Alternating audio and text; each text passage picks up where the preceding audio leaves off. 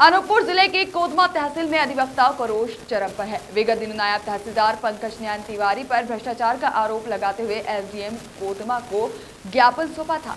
ज्ञापन व थाने में दी गई थी लिखित में शिकायत। समस्त अधिवक्ताओं ने एसडीएम पर उभय पक्षों का ज्ञापन लेने के बाद एक पक्षीय कार्यवाही करने का आरोप भी लगाया है। अधिवक्ताओं के मुताबिक एसडीएम कोतमा के द्वारा नायब तहसीलदार पंकज नयन तिवारी को संरक्षण दिया जा रहा है। समस्त अधिवक्ताओं ने नायब तहसीलदार पंकज नयन तिवारी के निलंबन की मांग के साथ साथ उन पर उचित कार्यवाही की मांग भी की है और साथ में उचित कार्यवाही न होने तक न्यायालयीन कार्यों का बहिष्कार करने की बात भी अधिवक्ताओं द्वारा की गई है। पूर्व वाले में क्या कार्रवाई है और अभी वाले में उन्होंने क्या बातें लिख के सौंपी है? दिनांक 28 नवंबर 2020 दिन शनिवार को अधिवक्ता संघ द्वारा नायब तहसीलदार ब्रत कोतमा पंकज नयन तिवारी के विरुद्ध ज्ञापन सौंपा गया था, जो ज्ञापन कलेक्टर महोदय को प्रेषित कर दिया गया है।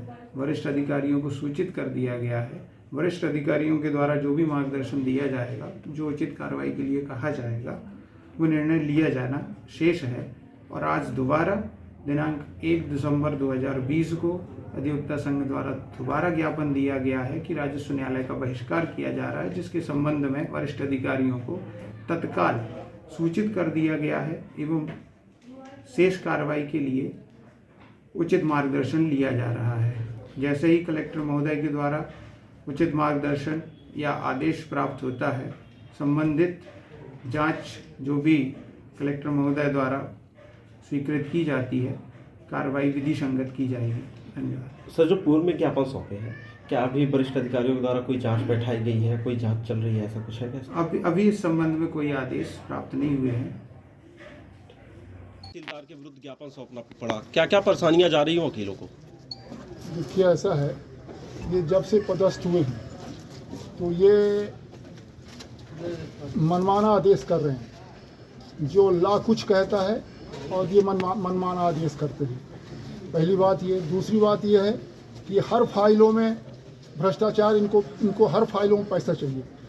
ये इनका ये है कि अगर अधिवक्ता पैसा नहीं देता है, नहीं दिलवाता है पक्षकार से, वो मुकदमा खारिज कर देते हैं। और अगर देता है, अगर पैसा मिल जाता है जिसमें पक्षकारों के माध्यम से या पटवारी के माध्यम से, किसी माध्यम से, तो फिर अधिवक्ता को मालूम ही नहीं होता है, वो पक्षकार को बुलवा के पटवारी के माध्यम से फैसला कर देते हैं। इस तरह से जो हम लोगों का अधिवक्ताओं का पूरा व्यवसाय चौपट हो रहा है। इस तरह भ्रष्टाचार के यहाँ पूरा बोलबाला हो गया तहसील में। नहीं, मनमाना जैसे तो मनमाना फैसला अगर करते होंगे तो आपके पास तो ऊपरी कोर्ट के भी ऑप्शन होते होंगे ना? वो तो अपील तो करते हैं, पर विरोध भी करने का तो हमारा अधिकार है। विरोध तो हम कर सकते हैं। अगर आप मनमाना करते हैं तो, गैर कानूनी आदेश करते हैं तो क्या विरोध नहीं कर सकते? इसका भ्रष्टाचार करते हैं क्या हम विरोध नहीं कर सकते क्या? ये हड़ताल आप लोगों का कब तक चलेगा? ये जो है, जब तक ये हटेंगे नहीं, जब तक इनके खिलाफ जांच नहीं होगी और ये निलंबित नहीं होंगे, तब तक हमारा हड़ताल निरंतर चलेगा अनिश्चित काल। क्या परेशानी हो रही है तहसीलदार से आपको?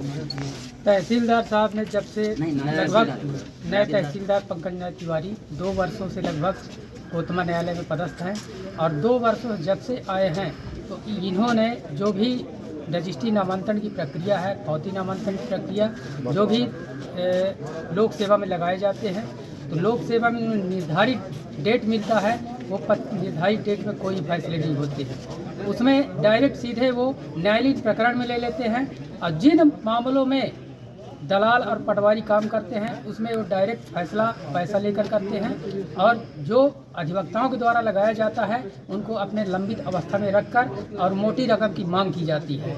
भौतिक नामांतरण जैसे मामले भी इनके द्वारा निरस्त कर दिए जाते हैं।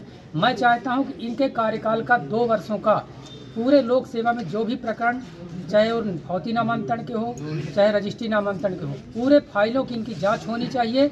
निश्चित रूप से पूरे फाइलों में भारी अनियमितता पाई जाएगी और निश्चित ये बर्खास्त होंगे।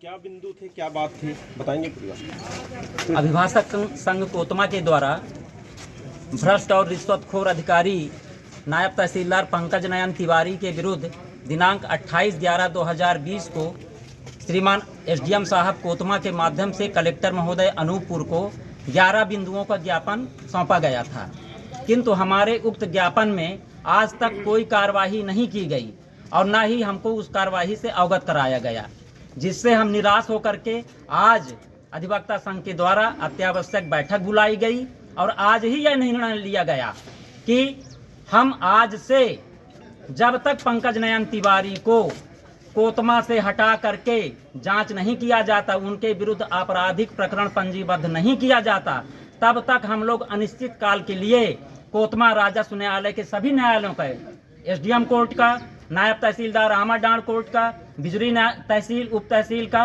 और कोतमा तहसील का बहिष्कार करते हैं। हम लोगों ने ज्ञापन एसडीएम साहब के माध्यम से दिया था और प्रतिक्रिया स्वरूप पंकज नयन तिवारी के द्वारा अपने सहयोगी अधिकारियों को प्रभाव में लेकर और अधीनस्थ कर्मचारियों को दबाव में लेकर के व्यक्तिगत मेरे रूप से और मेरे सहयोगी अधिवक्ताओं के विरुद्ध कोतमा थाने में एसडीएम साहब को ज्ञापन दिया गया था।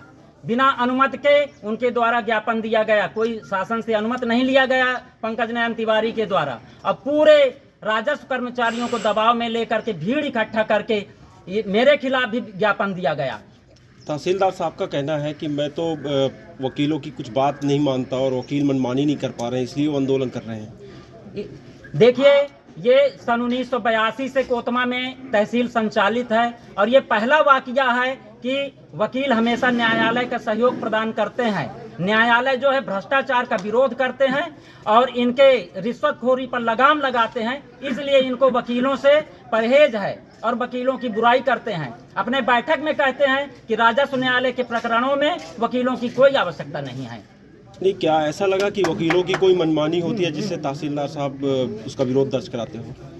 नहीं, तहसीलदार की मनमानी हम लोगों की जागरूकता के कारण जिस प्रकरण में वकील एटीआर हो जाता है उस प्रकरण में ये घूस नहीं ले पाते और जिससे क्या है इनकी मनमानी नहीं चल पाती। इसी कारण से वकील के द्वारा लगाए हुए नामांकन के प्रकरण को खारिज कर दिया जाता है और दलालों के माध्यम से जो नामांकन की अर्जी लगती है या कि पटवारियों के माध्यम से जो आता है तो उसको बिना प्रक्रिया के उसको स्वीकार कर लिया जाता है। KNN न्यूज के लिए कोतमा से आरसी मिश्रा की रिपोर्ट।